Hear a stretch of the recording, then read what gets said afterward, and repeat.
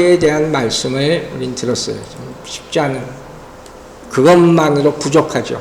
간간히 더 말씀을 제가 애들을 할 텐데, 여러분 정말 우리가 성령 충만하지 않으면, 성령 받는 정도가 아니라 정말 성령 충만, 말씀 충만, 기도 충만하지 않으면 영적으로 악한 영을 분별하기가 쉽지 않아요. 거짓 잘못된 교훈들, 선생들이 많다고 성경에 이야기하잖아요.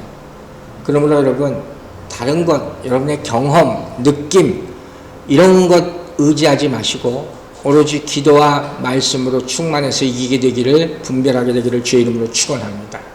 자, 오늘부터 우리는 영적 분별의 실제 현장에 들어가서 보게 되는 거예요. 세상은 영적인 전쟁터라 그랬잖아요. 맞습니까? 이걸 알아야지 뭐 전쟁을 할 거 아니에요. 그럼 어떻게 이길 수 있을까? 하나님이 전신갑주의라고 에베소 6장에서 얘기하죠. 답은 성경에 다 나와 있어요. 그래서 성경 또한 가만히 그 관점에서 보면 이건 다 영적 싸움이에요. 그 모습을 수도 없이 많이 볼 수가 있다고요.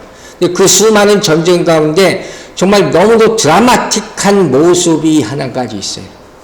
제가 그 모습을 오늘부터 보려고 하는 거예요. 바로 여러분 잘 아시는 엘리야와 아합의 와이프죠. 부인 이세벨 간의 영적 전쟁, 소위 말하는 그 유명한 갈멜산 대결.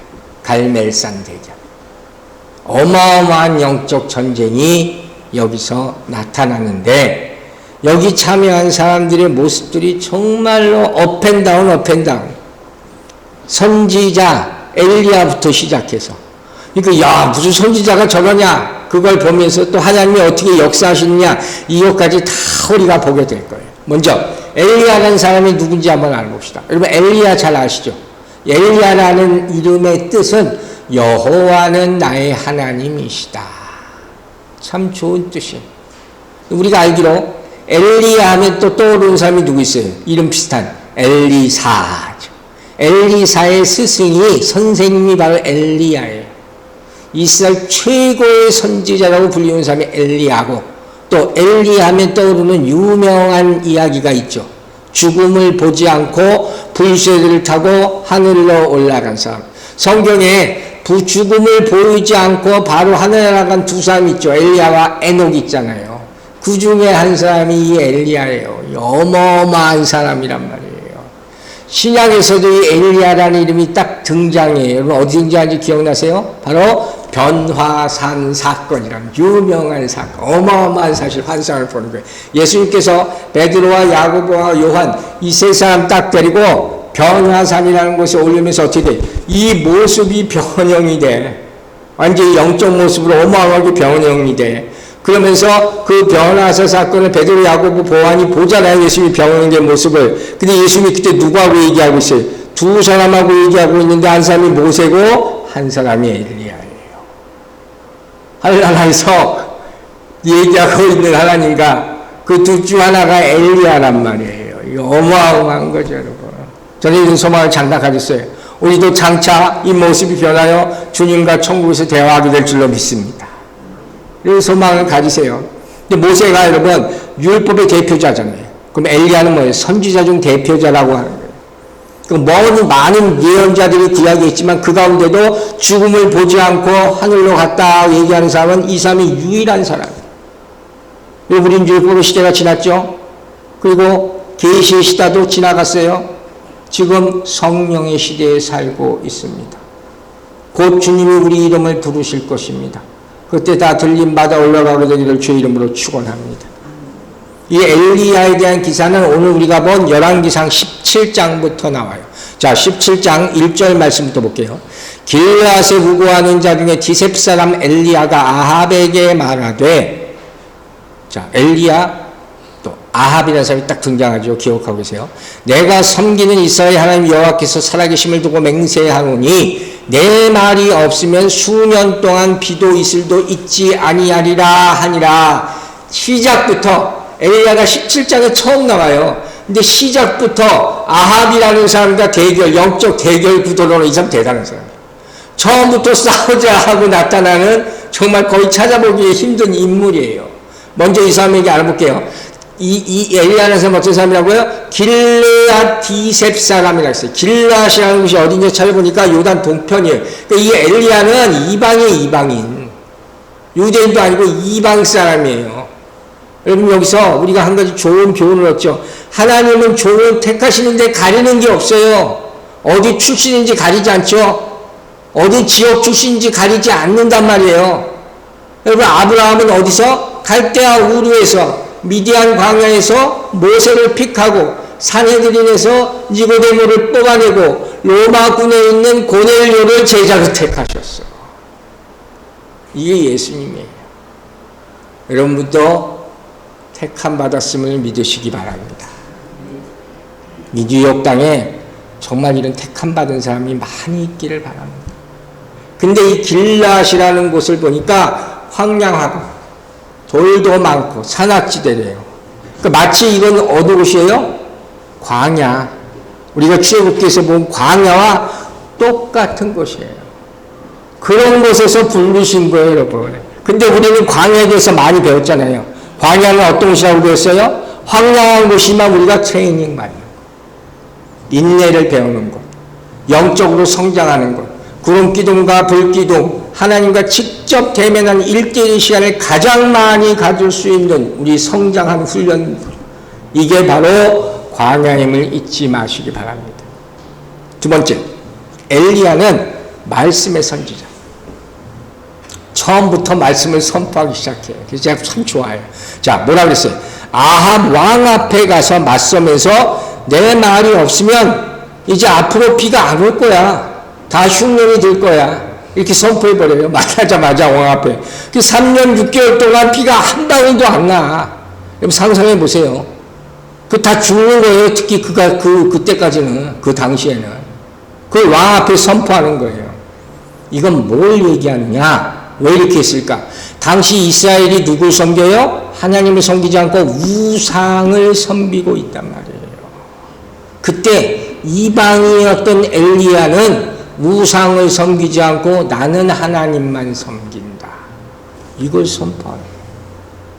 여러분 분별하세요. 누가 정말 하나님의 사람이냐? 악한 세상을 향해 진리의 말씀을 선포할 수 있는 사람. 그게 소금과 빛의 존재예요. 여러분이 그 사람이 되길 주의 이름으로 축원합니다. 막판 되면 다 드러납니다. 여러분 이 위대한 선지자가 이렇게 활동하던 때가 언제라고요? 아합 왕이 통치할 때, 즉 이스라엘이 영적으로 정말 깜깜한 암흑기라고 불립니다. 그때 이 사람이 나타나는 거예요. 열왕기상 16장. 이 아합 왕이 어떤 사람인지를 보여주는 거예요. 16장 30절, 32절, 33절 읽겠습니다. 오므리의 아들 아합이 그의 이전의 모든 사람보다 여호와 보시기에 악을 더욱 행하여 사마리아에 건축한 바알의 신전 안에 바알 위하여 제단을 쌓으며 또 아세라상을 만들었으니 그는 이전에 이스라엘 모든 왕보다 심히 이스라엘 하나님의 여호와를 노하시게 하였더라.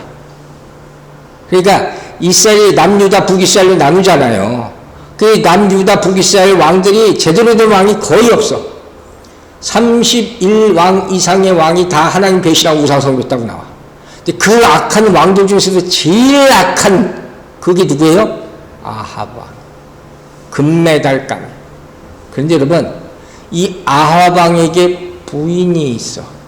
이 부인의 이름이 뭐예요? 이세벨이라는 어마어마한 여자. 우리 영적 공격할 때 반드시 대두되는 이세벨의 영구가 와서 싸워야 된다는 말을 하는. 이 이세벨은 아무것도 아니야. 이스라엘 역사 중에 남자와 여자를 통틀어서 가장 악한 사람이 누구냐 하면 이세벨 꼽을 정도.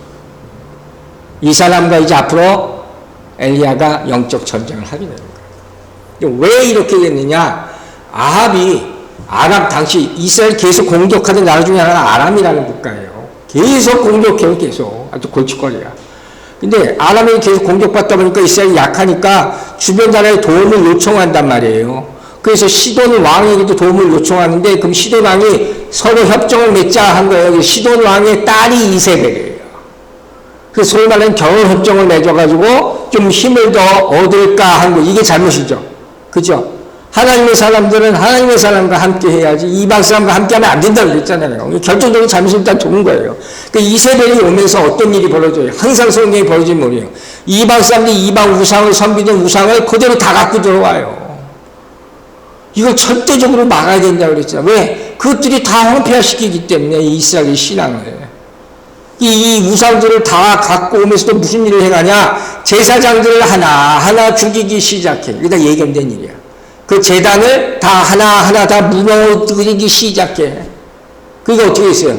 선지자들, 하나님의 일꾼들이 다 도망가기 시작한다. 이런 때예요. 바로 이때 하나님께서 뭐예요? 엘리야를 이 땅에 보내셨다.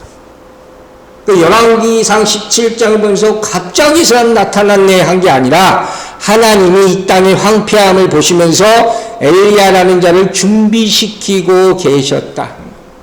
이것이 바로 적재적소라는 말이에요. 하나님의 때. 여러분 세상이 너무 악해도 실망만 하지 마시기 바랍니다. 하나님이 이 세상을 절대 버리신 것이 아니기 때문에 아무리 이 세상에 영적 암흑게 있다 할지라도 하나님의 말씀이 살아계심을 믿는 자, 그 믿음을 지키는 자들을 통해서 하나님 반드시 이 세상을 구원해 줄 줄로 믿으시기 바랍니다. 그래서 우리는 이 믿음을 지키면서 이 어두운 세상 가운데 싸울 그 영적 능력을 키워야 되는 거예요. 이 믿음과 말씀으로 무장해야 되는 거예요. 왜? 하나님이 그 사람을 항상 찾고 계시기 때문에 하나님의 인내심도 한계가 있는 거예요. 그럼 우리가 온 길을 오랜 동안 걸어왔어요. 그러나 하나님이 반드시 다시 일으킬 날이 오게 될 줄로 믿으시기 바랍니다. 여러분은 정말로 우리 2세들에게도 간곡히 부탁하는 건데 이 세대의 악한 세대에 길들여지는 그런 삶이 되지 마시기 바랍니다. 세상에 맞서는 행동하는 신앙이 되기를 주의 이름으로 축원합니다. 하나님 보고 계세요. 자, 이제 엘리야가 아방 앞에 나아가서 하나님이 주신 영감을 가지고 여호수아 1장 7절 같이 강하고 담대하라 당당하게 선포하는 말씀이에요. 자, 열왕기상 1장 17절 다시 한번 봅니다. 길앗에 우거하는 자 중 기십사람 엘리야가 아합에게 말하되 뭐라고 말해요? 내가 섬기는 이스라엘 하나님 여호와께서 살아계심을 두고 맹세하노니 내 말이 없으면 수년 동안 비도 이슬도 있지 아니하리라 하니라. 처음 뭐라고 말해요? 아합을 향해서 내가 섬기는 하나님을 선포해요. 여러분 영적 전쟁에서 이길 수 있는 첫 번째 무기는 뭐예요? 담대하게 예수 그리스도 이름을 선포하는 거예요. 딴 거 없어요. 뭐 복잡하게 제발 생각하지 마세요. 내가 아는 성경 구절이 이렇게 기억이 나지 않지 예수만 기억하면 될 줄로 믿으시기 바랍니다. 그게 이번 주 암송 구절 여호수아 1장 7절 다시 한번 보세요. 오직 강하고 극히 담대하여 나의 종 모세가 내게 명한 그 율법을 말씀이죠. 다 지켜 행하고 우러나 좌우러나 치우치지 말라 이딴 생각하지 말라는 거예요. 그리하면 어디든 가든지 형통하리라. 아멘이죠. 이스라엘이 여리고로 가서 어떻게 이겼어요? 여리고성 무너질 때 어떻게 이겼어요?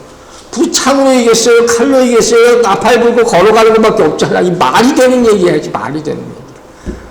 그게 하나님. 세상이 아무리 조롱해도 하나님 그렇게 이기실 줄 믿으시기 바랍니다. 그래야지 내 하나님이 되는 거예요. 살아계신 하나님을 첫 번째 선포해. 두 번째, 여호와의 살아계심을 맹세했다. 맹세한 거예요. 이건 맹세하세요. 엉뚱한 거 맹세하지 말고 엉뚱한 거 소원하지 말고 하나님의 살아계시다는 신앙을 맹세하시기 바랍니다. 이 말은 뭐냐면 이스라엘 들으라 하는 거예요. 아방 들으라는 거예요. 즉 당시 이스라엘의 영적 상태는 어떻게 돼요? 다 죽어 있어요. 그걸 보는 게 영분별이에요. 여러분. 영적으로 저 귀신 들렸다 이런 거 말고 저 영적으로 죽었냐 살았냐. 여러분 영적으로 죽은 상태를 맞이했을 때 살게 하는 방법은 뭐가 있습니까? 살아있는 말씀을 먹이는 것밖에 없어요. 아시겠어요? 그래서 말씀을 받아 먹으라 하는 거예요. 그렇지만 엘리야가 이렇게 말한 거는 지극히 의도적이죠. 왜? 지금 이스라엘에 우상 숭배가 만연해 있으니까 그걸 딱 보고 오직 이 우상은 아무것도 못해 말도 못하고 아무것도 못해 움직이지 못하고 아무것도 못하잖아요. 오직 하나님 살아계신 하나님만이 너희를 살릴 수 있는 분이다. 오직 주만이 나의 찬송되시기를 주의 이름으로 축원합니다. 바알 신앙이 득세하는 그 가운데서 사실 그 진리를 왕 앞에서 선언하는 것은 이거 쉬운 일이 절대 아니죠, 여러분. 이거 쉬운 일이 절대 아닙니다. 그런데 엘리야가 처음부터 이 말을 했다는 걸 우리 기억해야 돼요. 그러지 않으면 주저주저하고 왔다 갔다 하고 하면 절대로 영적 싸움은 이길 수가 없어요. 영적 싸움은 생각하고 하는 게 아니에요. 우리 살아계신 하나님을 가장 먼저 선포하게 되기를 주의 이름으로 축원합니다. 그러면서 세 번째 뭐라 그래요? 내 말이 없으면 가뭄이 들고 흉년이 들어서 다 망한다. 내 말이 무슨 말이에요? 하나님의 말씀. 하나님의 말씀임을 믿으시기 바랍니다. 여러분 요한복음 1장 1절에서 뭐라고 그랬어요? 태초에 말씀이 계시니라. 이 말씀이 하나님과 함께 계셨으니 이 말씀이 뭐예요? 곧 하나님이시니라. 하나님은 말씀으로 우리에게 오셨습니다. 히브리서 1장 2절 보세요. 이 모든 마지막 날에는 태초에 말씀이 계셨고 마지막 날에는 아들을 통하여 우리에게 말씀하셨으니 이 아들을 만유의 상속자로 세우시고 또 그로 말미암아 모든 세계를 지으셨느니라. 처음부터 끝까지 말씀으로 모든 것을 하신다. 그러니까 말씀만 붙잡으라는 거예요. 여러분 우리는 하나님의 말씀이 없으면 단 1분 1초도 살 수 없음을 잊지 마시기 바랍니다. 여기에 대한 절박감이 필요한 거예요.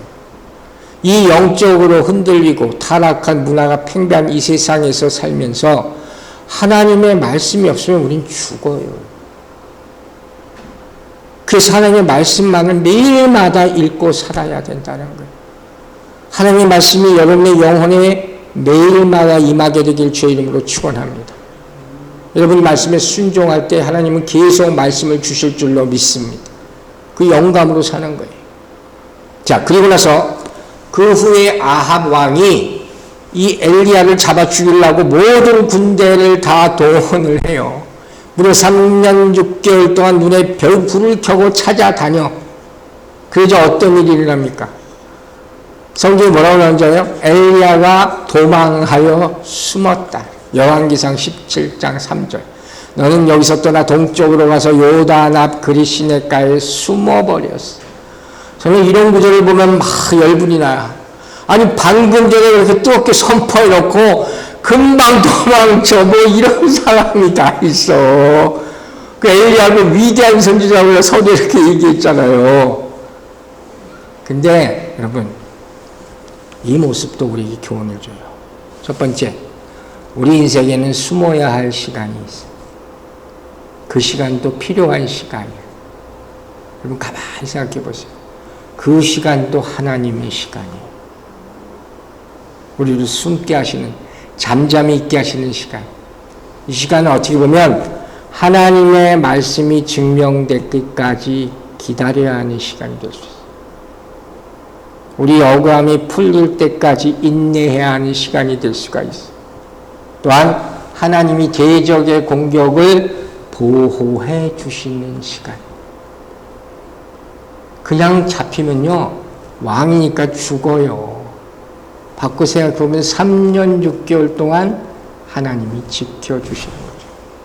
그럼 세상이 악하다 수도 없이 들었죠. 얼마나 악한지 직접 여러분 안 당해본 분 많잖아요. 막 살인사건 나고 그러는 걸 보세요. 정말 당사자들한테 가서 물어보세요. 세상이 얼마나 악한가. 때로 우리는 적과 마주쳐서 싸워야 할 때도 있어. 그러나 피해야 될 때도 있는 거예요. 그리고 이 말씀을 자세히 보면 첫 번째 명령이거든요. 이게 하나님 앞에서 나오는 첫 번째 명령. 열왕기상 17장 2절 한번 다시 보세요. 2절. 여호와의 말씀에 엘리야에게 임하여 이르되 그 다음에 숨으라 그랬단 말이에요. 그 엘리야가 두려워서 도망친 게 아니라 하나님이 피신하라고 지시한 거예요.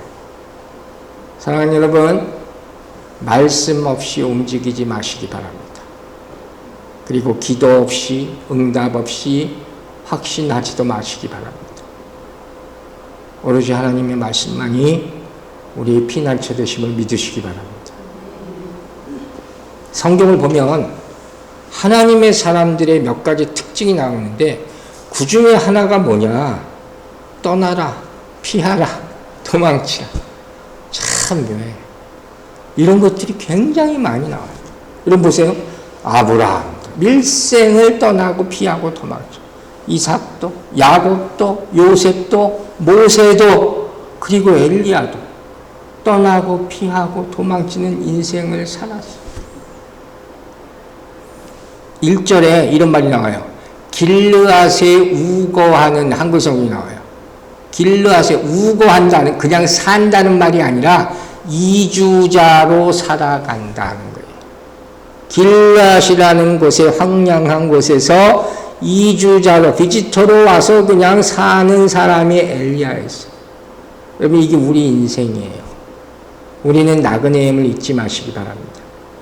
천국, 하늘 본향에서 이 땅에 잠깐 있다가 돌아가는 나그네 인생. 이제 돌아갈 때가 점점 가까워집니다. 할렐루야. 준비하시기 바랍니다. 그때를 정말 기쁘게 맞게 되기를 주의 이름으로 축원합니다. 그러면 자 보세요.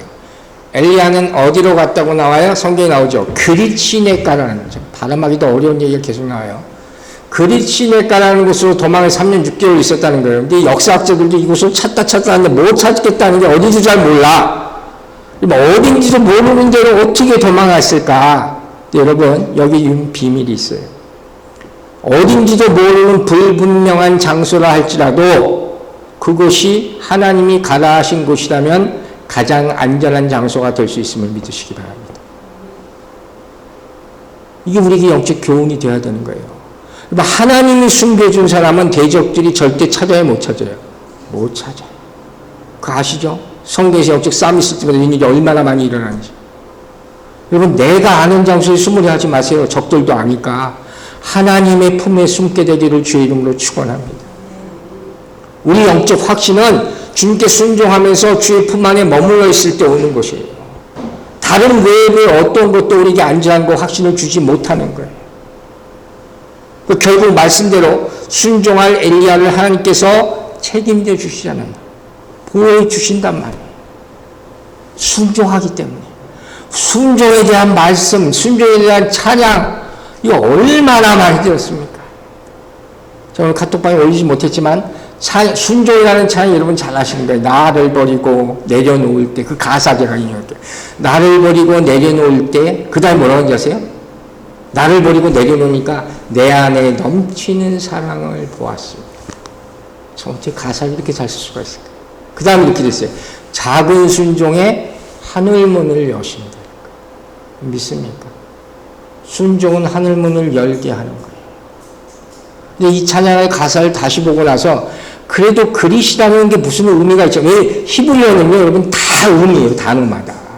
그래서 이 뜻을 이해하면 구약이 정말 재밌게 풀릴 수가 있단 말이에요. 그래서 그냥 넘어가려다가 또 나 궁금해서 다시 찾아봤더니 그릿이라는 단어의 무슨 뜻이냐면 몸을 이렇게 줄인다는 거예요. 막 다이어트해서 줄이게 만드는, 체육관에 가서 부트캠프 같은 거에서 하는 거 있잖아요. 운동 엑서사이즈 해가지고. 그릿이라는 뜻이 바로 그런 의미를 가지고 있어요. 아세요? 내가 작아져야지 하나님이 커진다. 여러분이 없어져야지 하나님이 온전하게 보일 줄로 믿으시기 바랍니다. 엘리야가 그래서 그릿으로 간 거예요. 내가 작아지는 곳으로 가야지 하나님이 그때부터 역사하시는 거예요. 이게 순종이에요. 자, 열왕기사 17장 4절 봅시다. 오늘 여기까지 볼 것 같아요. 그 시냇물을 마시라. 내가 까마귀들에게 명령하여 거기서 너를 먹게 하리라. 자, 그릿시내까지 어떻게 갔어요. 순종해서 갔단 말이에요. 근데 거기서 또 황당한 말씀을 듣게 돼요. 이게 뭐예요? 거기 가서 물도 없고 가뭄이 들 거 아니에요. 3년 6개월 동안. 근데 엘리야도 살아야 될 거 아니야. 엘리야는 어떻게 살아요? 물이 없는데 까마귀가 물과 먹을 것을 다 떠나준다는 거예요. 이 말이 되는 얘기예요. 하나님은 정말 왜 이러실까? 나 이럴 때마다 아주 답답해 죽겠어. 이걸 어떻게 믿고 견뎌요? 여러분 믿어요? 까마귀가 여러분에게 먹을 것을 갖다 줄 걸 믿습니까? 믿으시라는 거예요, 여러분. 믿으세요. 성경에 나와 있잖아요. 근데 일반적인 생각으로 상상이 안 가잖아요. 목사님 그래도 내가 열심히 일해야죠. 그냥 열심히 일해도 안 될 때가 있어요. 그때 어떻게 할 거예요? 이 구절이 생각나야 된다는 거예요. 게다가 까마귀라는 새는요, 아주 못되고 길들기 어렵고 부정한 동물로 유명한 게 까마귀랍니다.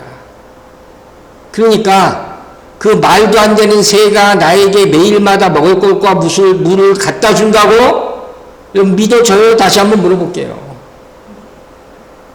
이 순간이 어떤 순간이에요? 엘리야에게 정말로 진정으로 엄청난 믿음이 요구되는 순간이에요. 그 사건을 던지시는 거예요, 우리한테. 여러분, 왜 내가 이 그릿 시냇가로 가야 됩니까? 또 웬 까마귀가 준다는 것을 내가 믿고 있어야 합니까? 그럴 때가 여러분 인생 가운데 있을 수가 있어. 그때 믿게 되기를 주의 이름으로 축원합니다. 히브리서 11장 1절에 뭐라고 했어요? 믿음은 바라는 것의 실상이요 보지 못하는 것들의 증거. 이 말이 얼마나 위대한 말씀인지를 우리는 삶에서 얼마나 자주 보거든요. 그게 믿음이라는 거예요. 자, 사도행전 10장 15절 보세요. 이런 말이 있어요. 또 두 번째 소리가 있을 때 하나님께서 깨끗하게 하신 것을 내가 속되다 하지 말라 하더니. 제가 이 말씀 생각났어요. 베드로가 이방인의 음식을 가지고 또 이상한 생각이 들어서 나 안 먹겠다고 하는 순간에 성령께서 나타나셔서 야 내가 깨끗하게 한 거야 다 먹어 하는 거 아니에요. 까마귀가 나타나서 주던 저 부정한 게 주니까 나는 안 봐도 하지 말라는 거예요. 이게 믿음의 문제예요. 베드로같이 순종하게 되기를 주의 이름으로 축원합니다.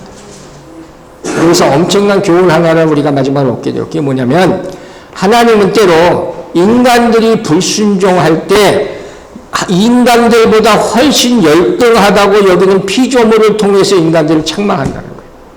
까마귀를 통해서. 무슨 만화 같은 얘기지만 이거 정말 우리가 분명히 들어야 될 교훈이 되는 거예요.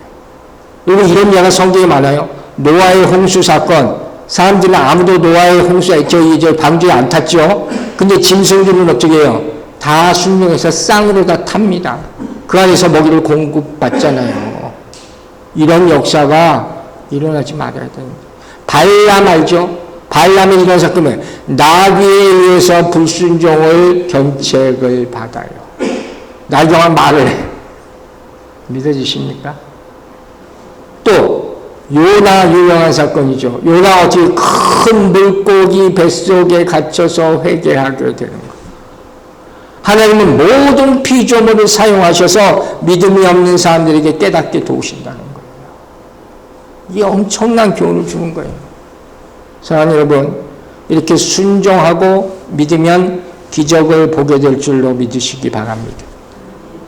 그렇기 때문에 성도는 어려운 환경 가운데서도 하나님만 의지해야 되는 것이고 그 믿음을 살아가야 되는 것이죠. 성경은 보여주는 것이죠. 이 어려운 여건 가운데서도 이 여건을 극복하는 자는 영적으로 더 성숙될 수 있고 우리의 삶을 주관하시는 하나님을 만날 수가 있다. 그리 시냇가. 이게 이스라엘이 출애굽할 때 광야와 다를 것이 뭐가 있습니까? 때로 하나님이 움직이게 하실 때가 있어요. 그건 도망가는 것이 아니라 뭐예요? 하나님의 말씀만을 믿고 하나님의 기적을 체험할 수 있는 순간이 됨을 믿으시기 바랍니다. 우리에게 장차 장래에 더 덕이 되는 것, 득이 되는 것. 훈련소, 영적인 체험을 하는 장소, 광야에서 굴기둥과 불기둥, 그걸 언제 봐요? 그런 장소를 하나님이 제공했을 때 하나님이 나를 연단시키고 계시구나. 믿음으로 이겨내기를 주의 이름으로 축원합니다. 그게 강하고 담대하게 되는 거예요. 오늘 말씀에 결론을 내릴게요. 여러분, 여러분의 신앙은 진짜 신앙입니까? 여러분의 신앙이 진짜 신앙이 되기를 바랍니다. 어떻게 할 수 있습니까? 일상에서는 드러나지 않아. 교회 안에서만 와도 몰라요. 그것이 여러분이 어려운 일을 당했을 때 진짜 믿음이 드러나게 되는 것이죠. 진짜 그거죠. 어떤 상황에서도 그러므로 말미암아 하나님만을 바라보시기 바랍니다. 하나님의 말씀만을 붙잡고 따라가시기 바랍니다. 그 사람을 전천후 신앙이라고 합니다. 전천후. 어떤 환경 가운데서도 하나님을 따라가는 사람. 우리가 성경을 읽을 때 환경에 따라 읽고 안 읽고 해서는 안 되는 거예요. 성경을 보는 눈으로 환경을 바라볼 때 어떤 상황도 극복한 성숙한 신앙이 될 줄로 믿습니다. 마지막 말씀이에요. 사랑하는 여러분, 지금부터 엘리야 선지자같이 한번 살아봅시다. 여러분 할 수 있습니다. 어떤 성도예요? 세상에 맞서는 성도, 말씀을 따르고 그 말씀대로 행동하는 성도가 되길 주의 이름으로 축원합니다. 엘리야가 맹세한 것이 우리도 예수 이름으로 살아계신 하나님을 맹세하시기 바랍니다. 말씀이 없으면 움직이지 말고 말씀을 따라서 그리 시냇가로 들어가서 예수님의 기적을 체험하기를 주의 이름으로 축원합니다. 기도하겠습니다. 하나님 감사합니다. 우리에게 엘리야 같은 영적인 담대함과 강함을 허락하여 주시옵소서. 이 영적 싸움의 한가운데 우리가 있다는 것을 깨닫고 크고 작은 이 싸움 가운데 오늘도 내일도 이기게 하여 주시옵소서. 강하고 극히 담대하라. 율법을 붙잡고 좌로나 우로나 치우치지 않으면 형통하겠다고 약속하신 그 말씀대로 살게 하여 주시고, 오직 살아계신 하나님은 그 말씀을 붙잡아 우리를 유혹하고 공격하는 죽은 많은 악한 세력들이 다 예수님으로 떠나가는 역사를 보고 주를 찬양하게 하여 주시옵소서. 이 믿음으로 굳세어지게 하여 주시고, 한 주간 주어진 삶 가운데서 모든 영적 전쟁을 이겨서 주를 찬양하고 간증하는 강한 자들의 인생 되게 축복하여 주시옵소서.